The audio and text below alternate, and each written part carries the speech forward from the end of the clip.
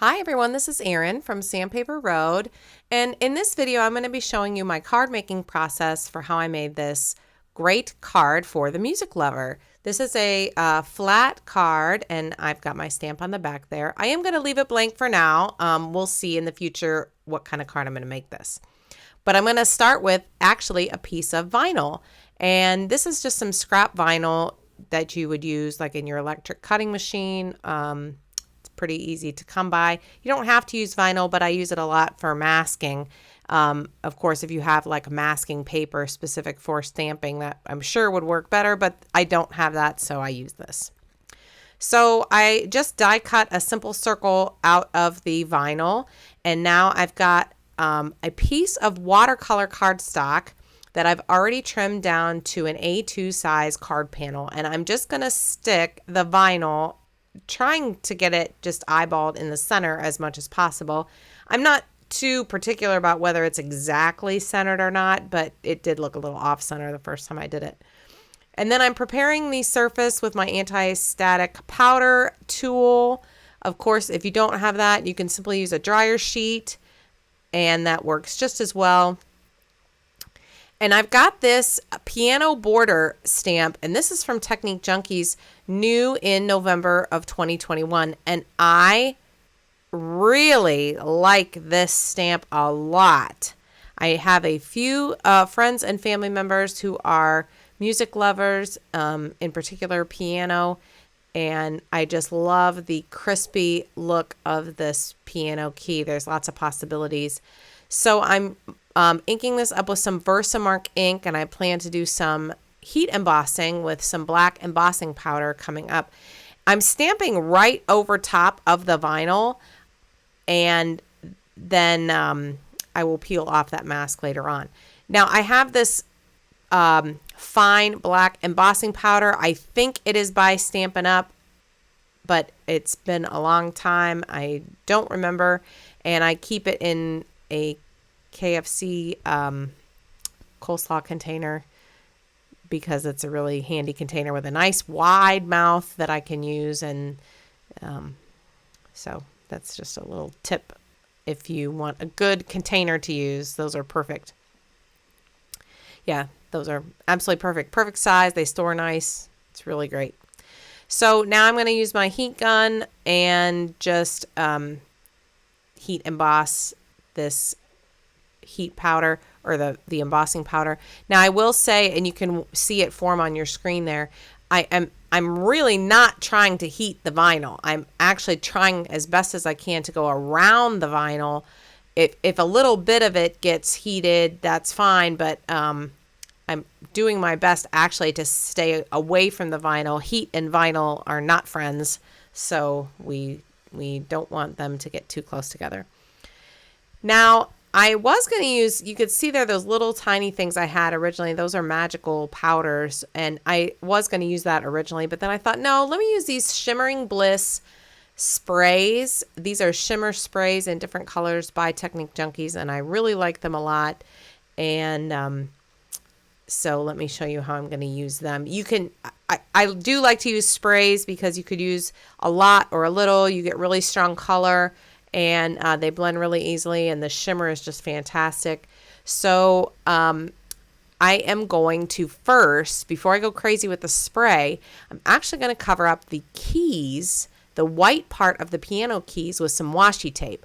Now, I did this once off camera just to practice, and I realized that the spray look on the keys was kind of cool, but it was a little bit much. So that's good sometimes, but for this card, I want the keys to stay white. And I'm just spraying like once or twice off of the edge, and getting just a little bit of that spray onto the surface. And remember, I used watercolor cardstock on purpose because I knew I was going to do this step here. And that's it. Now I can always add more, but it's really hard to take away.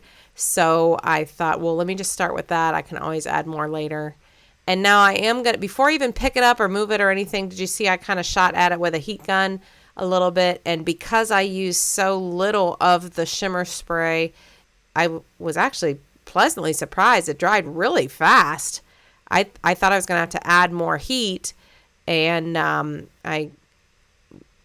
you could see just that little bit of heat, and then I started to touch it, and I looked at my fingers to see, because I thought I was going to get ink all over my fingers, but lo and behold, I did not. So I was really surprised. So here I am pulling off the vinyl mask and the washi tape, and you can see it leaves a really, really nice image behind. Now I can stamp my sentiment right in the middle of that nice, clear white circle that I created with the mask.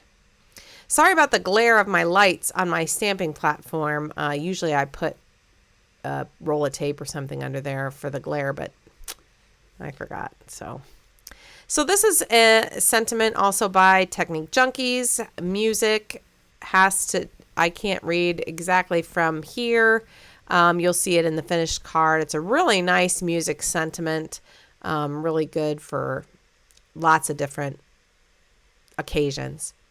So this is I think it's Carnation maybe, that Archival ink, that red, and then I have the jet black. For the life of me, I could not make a decision. I really wanted to use that red, but I knew it was going to change the look of the card. I kept going back and forth. It would coordinate, but I wasn't just trying to coordinate. I'm trying to go for a certain look. Like I really wanted that classy music concert type look.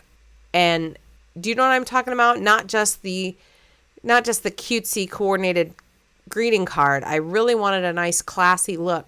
And so I was glad I chose the black, because that gave the look that I want.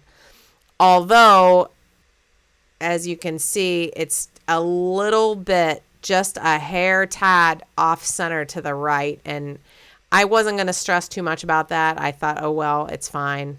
So at least it was straight. It wasn't like crooked. It was just a little bit off center. But I thought I'll add some brads or some bling or something off to the side, and it'll kind of balance that out, and maybe it won't be quite as noticeable. So just have a few, or not a few, but just a little bit of black Distress Oxide ink along the outside edges. I think that looks really good. It's got a nice finished look there. Of course, I always end up getting some on my fingers somehow. And yeah, that looks really nice. I really couldn't believe how quick it was. I usually spend a lot more time on my cards, and then all of a sudden I remembered, I thought to myself, I know I have some music note brads somewhere. I just know it. I could picture them perfectly in my mind. I searched 2 different drawers to try to find these brads. I could not find them anywhere, and now you know exactly what's going to happen. I'm going to find them as soon as I'm done. Well, I reached in my drawer, my other drawer, and I found these. They're like little stickers. They're like blingy stickers, metal type stickers. That red one I wanted, but it was a little bit too big. This orange one, oh my gosh, I could not believe my luck. It fit absolutely perfectly the size of the circle that was there. I mean, that was a complete chance move. I wasn't, like I said, I wasn't even looking for that. I was looking for music note brads.